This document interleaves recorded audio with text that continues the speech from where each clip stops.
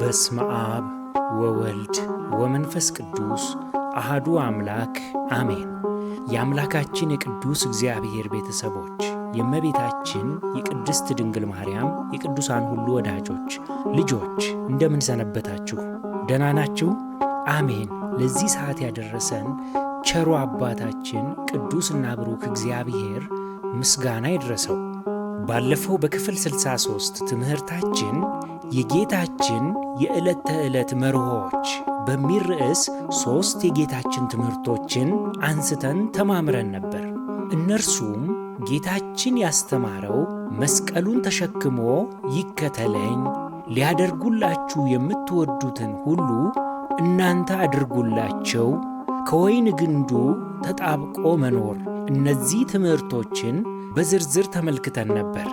በዛሬው ትምህርታችን ደግሞ ከዚሁ የቀጠለ ሲሆን ጌታችን ካስተማራቸው ትምህርቶች መካከል አንዱን ርዕስ መርጠናል። በእርሱ ላይ የምንማማር ይሆናል። አምላካችን ቅዱስና ብሩክ እግዚአብሔር ያስተምረን። ብርሃናችሁ በሰው ሁሉ ፊት ይብራ። የማቴዎስ ወንጌል ምዕራፍ 5 ቁጥር 14 እስከ 16 እንዲህ ይላል፣ እናንተ የዓለም ብርሃን ናችሁ። በተራራ ላይ ያለች ከተማ ልትሰወር አይቻላትም። መብራትንም አብርተው ከዕንቅብ በታች አይደለም እንጂ በመቅረዙ ላይ ያኖሩታል፣ በቤቱም ላሉት ሁሉ ያበራል። መልካሙን ሥራችሁን አይተው በሰማያት ያለውን አባታችሁን እንዲያከብሩ ብርሃናችሁ እንዲሁ በሰው ሁሉ ፊት ይብራ ይላል። ብርሃን የተሠራው ከፍ ባለ ቦታ ላይ ሊቀመጥ፣ የተደበቀውን ሊገልጥ፣ የተመሳሰለውን ሊለይ፣ በጉዞ መደነቃቀፍና መጋጨትን ሊያስወግድ፣ ገደሉን ከእውነተኛ መንገድ ገልጦ ሊያሳይ ነው ብርሃን የተሠራው። በብርሃን ፊት የሚሸፈን የሚደባበቅ የሚመሳሰልም ነገር አይኖርም።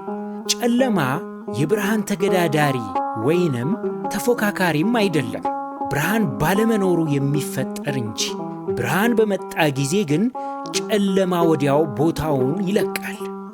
ጌታችን ሕይወታችን ብርሃናችን ኢየሱስ ክርስቶስ የእርሱ ብርሃን በእኛ ሕይወት ላይ እንዲበራ ይፈልጋል።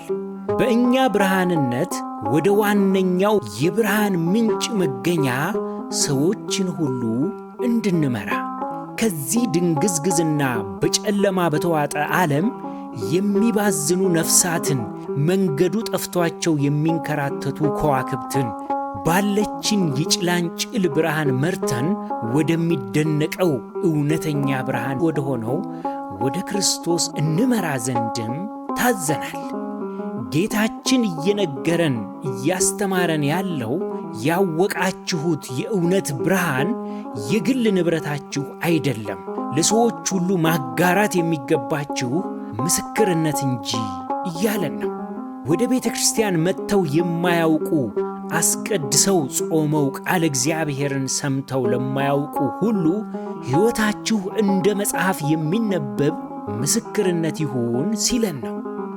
ስትበሳጭ የምትናገርበት መንገድ ማንም ሳይኖር ምቹ ጊዜና ሁኔታ ሲገጥምህ የሚገለጠው ማንነትህ በማንም የማይወደድ ጠባይ ላላቸው የምታሳየው ፍቅርና ክብር፣ ሰዎች ትኩረትና ዋጋ ለማይሰጧቸው አንተ ያለህ ቦታ፣ እንዲህ የመሳሰሉት ተግባራቶችህ ለዓለም የሚነበብ መጽሐፍ የሚገለጠው ብርሃንም ነው። ሰዎች ታዲያ አንተን ሳይሆን ምንጩን ባንተ ጭላንጭልነት ወደ ታላቁ ብርሃን የምትመራ መሆን አለብህ። ባንተ ላይ የሚገለጠው መልካም ሥራ፣ መልካም ሕይወት መነሻውና ምንጩ ክርስቶስ መሆኑን በግልጽ በይፋ ለመመስከርም ዕድሉን ታገኛለህ። ነገር ግን እንዳትጠለፍ አብዝተህ ተጠንቀቅ። የሰዎች ውዳሴ ከንቱ አንተ ስትባል ከእኔ አይደለም የእኔም ገንዘቤ አይደለም የተቀበልኩት የታዘዝኩት ነው እንጂ በል። ያኔ ሰዎች ታዲያ ማን ነው እሱ ብለው ይጠይቁሃል። መገኛውስ ከወዴት ነው ይሉሃል። በዚህ ጊዜ በአንተ ላይ የቀመሱትን ቅምሻ የመብላት ፍላጎታቸውን ያነሳሳል፣ የተደበቀው ረሃባቸውንም ይቀሰቅሳል። ይህንን ፍላጎት አፕታይት አንተ ማጥገብ ስለማትችል ቢበሉት የማያስርብ ቢጠጡት የሚያረካው ዘወትር ጣዕሙ የማይጠገበው ወደ ሆነው ከክርስቶስ ሆድ ወደ ፈለቀው ሕያው ውሃ ቃለ እግዚአብሔርን እንዲማሩ ትመራለህ፣ ታመላክታለህ።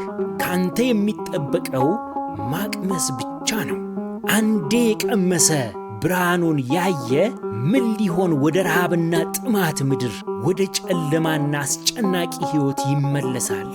ማስተዋል የሚገባን ከእንቅብ ወይንም ከቅርጫት በታች የተደበቀ ብርሃን ለምንም አይጠቅምም። አጅሬ ጠላት ፍርሃትን በመልቀቅ ብርሃንህን እንድታደበዝዝ ወይንም ቅርጫት ትደፋበት ዘንድ በአሽሙር በቃላት ፍላጻ ትሕትና በሚመስል ስንፍና ሊሸብብህ ይችላል። ጌታችን ኢየሱስ ክርስቶስ ግን ብርሃንህ ይብራ ብሎሃል። ምርጫው በእጅህ ነው። ማንን ትሰማለህ? እንቅብ ድፋበት ያለህን ወይስ መቅረዝ ላይ አኑረው ያለህን? በትምህርት ቤት አብራ፣ በሥራ ቦታ፣ በመንገድ፣ በትራንስፖርት፣ በቤትህ፣ በማኅበራዊ ሚዲያ ሁሉ ባገኘኸው አጋጣሚ ሁሉ የሰማዩ አባትህ ይመሰገን ዘንድ ብርሃንህ ይብራ። ታዲያ ብርሃንህ ትኩረትን ወደ አንተ መሳብ ሳይሆን ዓላማው አቅጣጫን ለማመላከት መሆኑንም ተረዳ። ጠላት ጥቂቷ ያንተ ብርሃን ብዙዎችን መማረክ፣ የብዙዎችን ሕይወት መቀየር እንደምትችል ስለሚያውቅ ብዙዎቻችን ክርስቲያኖችን ብርሃናችን በሕይወትና በአንደበታችን እንዳንገልጠው፣ እንዳንመሰክር፣ ለጨለማው ዓለምም እንዳናበራ ግብዝነትን ከትሕትና ምስክርነትን ከፈሪሳዊነት አምታቶ በብርሃናችን ላይ እንቅብ አስደፍቶናል። እንኳን ሌላውን ልንሰብክና ልናስተምር ይቅርና እርስ በእርሳችን ያለንን መንፈሳዊ ሕይወት እንኳን ለመጠያየቅ እናቅማማለን። ይሄ ምን ማለት ነው? ያመንነው እውነት ያሳፍራልን? ወይስ ወደ ብርሃን መጥቶ ቢገለጥ ያሳቅቀናል? ክርስቶስ እውነት መንገድና ሕይወት መሆኑን በእውነትም ከእርሱ ውጪ ሌላ መግቢያ እንደሌለ ቤተ ክርስቲያን በትምህርቷ፣ በቅዳሴዋ፣ በዶግማና ቀኖናዎቿ ሁሉ ስትመሰክር ኖራለች፣ ትኖራለች። ሥርዓትም አበጅታ አስቀምጣለች። ችግሩ ግን ማን ይወቀው? አውቆና ተረድቶም ማን በብርሃን አውጥቶ ይግለጠው? ልጆች፣ ወንጌል በቤተ ክርስቲያን በአውደ ምሕረት ብቻ የሚነገር አይደለም፣ በሕይወታችን በሄድንበት ሁሉ እንጂ። ክርስቲያኖች በዚህ ብርሃን ላይ እንቅብ ደፍቶ ከአልጋ በታች ማኖር በእውነቱ ግፍ ነው። ብርሃንን ማፈን፣ መቅበር፣ ሊገለጥና ዓለም ሊያየው ሲገባ በእኛ እንዝላልነት ብዙዎች ብርሃኑን አጥተው ጠፉ፣ ተለዩ። ብርሃኑን ባለመግለጣችን ዓለሙን ጨለማ ወረሰው። ብዙዎች መንገዱ ጠፍቷቸው ባገኙት በመሰላቸው አቋራጭ ነጎዶ። በየስርቻውና ጥጋጥጉ ጨለማን ተገን አድርጎ ያደፈጠው አውሬ ብዙዎቹን ከመንገድ አስቀረ። በእጅጉ ያሳዝናል። ጌታችን ኢየሱስ ክርስቶስ ግን ካመናችሁብኝ፣ ብርሃንነቴን ከተረዳችሁ ሌሎችም ይድኑ ዘንድ መስክሩ፣ ሲጠፉ ሲነጠቁ እያያችሁ በቸልታ አትለፉ ይለናል። ብትመሰክሩ ዋጋችሁ ታላቅ ነው፣ አይጠፋም አይረሳም በማለትም አስረግጦ ነግሮናል። የሉቃስ ወንጌል ምዕራፍ 12 ቁጥር 8 እስከ 9 እንዲህ ይላል። እላችሁም አለው በሰው ፊት የሚመሰክርልኝ ሁሉ የሰው ልጅ ደግሞ በእግዚአብሔር መላእክት ፊት ይመሰክርለታል። በሰውም ፊት የሚክደኝ በእግዚአብሔር መላእክት ፊት ይካዳል ይላል። እስኪ ይህንን እውነት አስተውሉት። ይህንን የመሰለ ታላቅ ዕድል እንዴት በዋዛ እናባክናለን? ስለ ክርስቶስ መመስከር። አሁን ደግሞ ብርሃናችሁ በሰው ሁሉ ፊት ይብራ የሚለውን ቃል ወደ ተግባራዊ ሕይወታችን እንዴት እናምጣው? የመጀመሪያው በቃላችን በንግግራችን መመስከር ነው። እውነትን ብቻ መናገር፣ ማጋነን፣ ማሳሳትም የለብንም። ከሐሜትና ስድብ፣ ጥቅም ከሌለው ክርክርም መራቅ። በክፋት ወይንም በሚያስቆጣ ሁኔታ ሰዎች ሲናገሩን በትዕግሥት መመለስ፣ ራስን መግዛትም አለብን።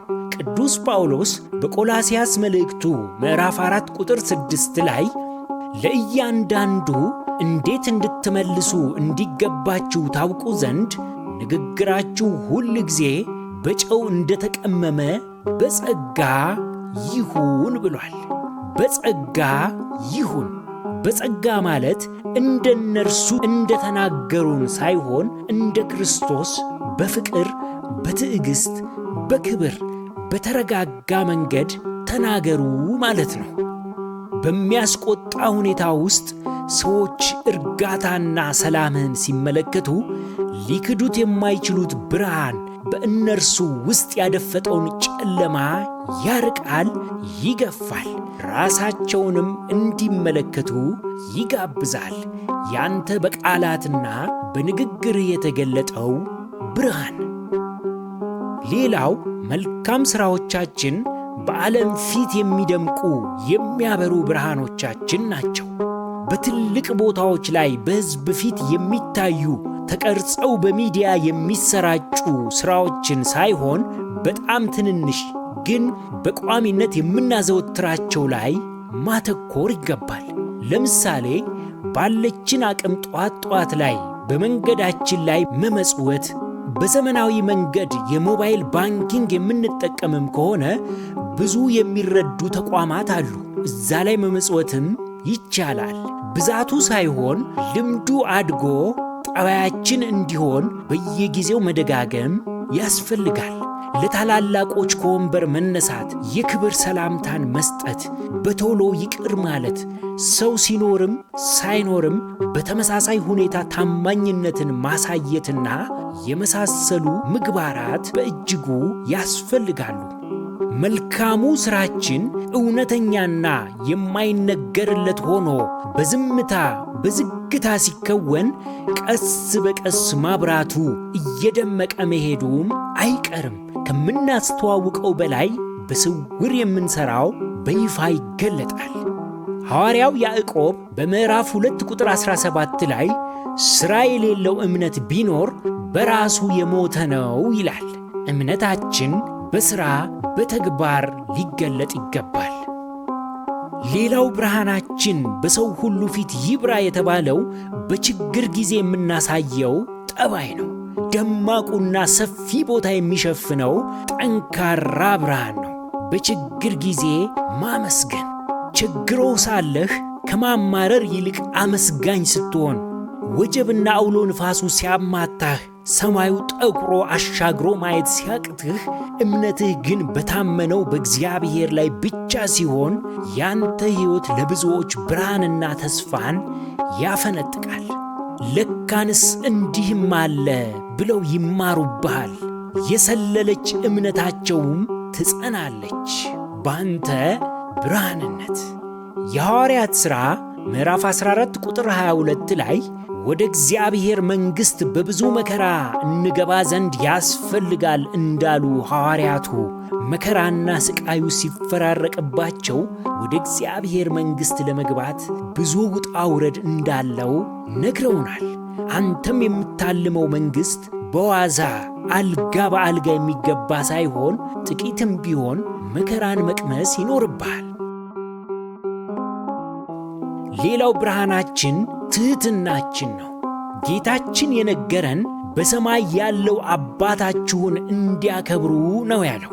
ክብሩ ለእኛ ሳይሆን ለሰማዩ አባታችን ነው። ብርሃንህ በበራ ጊዜ ክብርን እንዳትቀበል፣ ክብሩ የሰማዩ አባትህ ነው። ሰዎች ባሞገሱ ጊዜ በቃልህ መናገር ባትችል እንኳን በልብህ እግዚአብሔርን አክብር። አባቴ እግዚአብሔር ሆይ አንተ ባታስችለኝ እንዴት እችላለሁ? አመሰግንሃለሁ፣ ተመስገን በለው።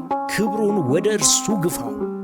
በፍጹም በመልካም ተግባርህ ራስን ለማስተዋወቅ እንዳትሞክር፣ ዋጋህን በዜሮ ይባዛል።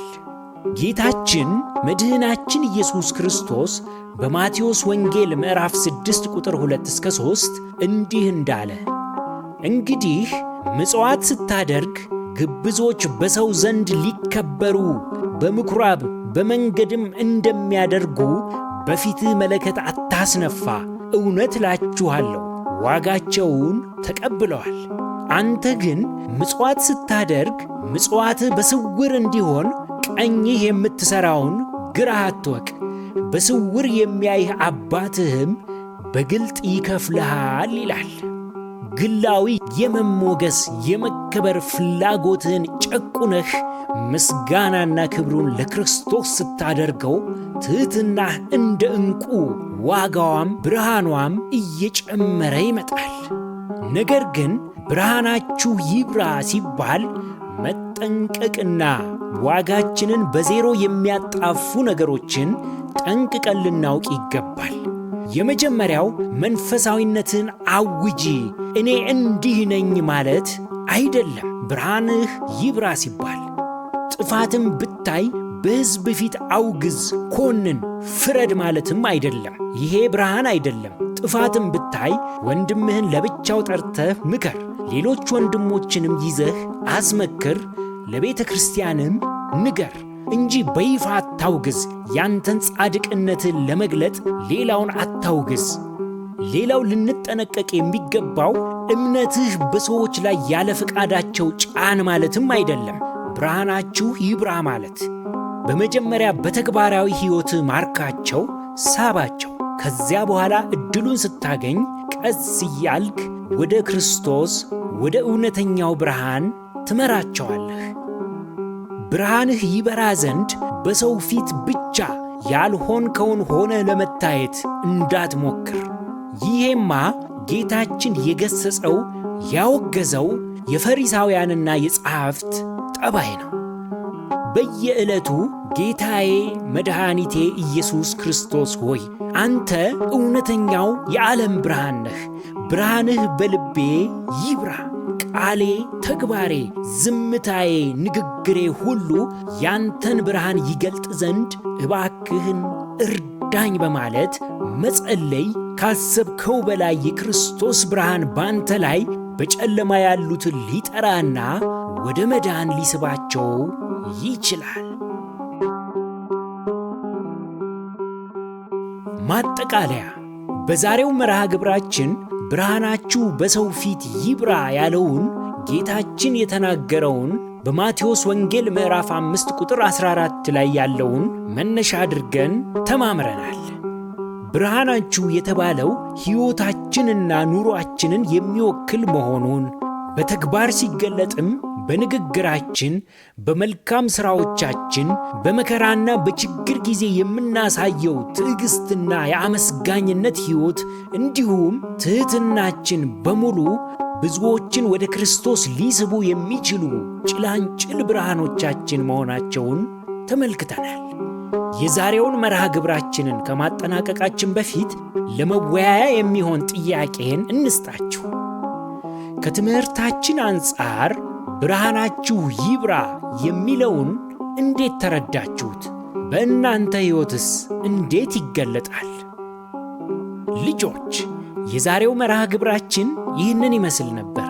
ያስተማረን የመከረን የአባቶቻችን የቅዱሳን አምላክ ቅዱስና ብሩክ እግዚአብሔር ምስጋና ይድረሰው። የእግዚአብሔር ቸርነት፣ የእመቤታችን የቅድስት ድንግል ማርያም ማላጅነት፣ የጻድቃን የቅዱሳኑ ሁሉ ተራዳይነታቸው አይለየን። ወስብሐት ለእግዚአብሔር።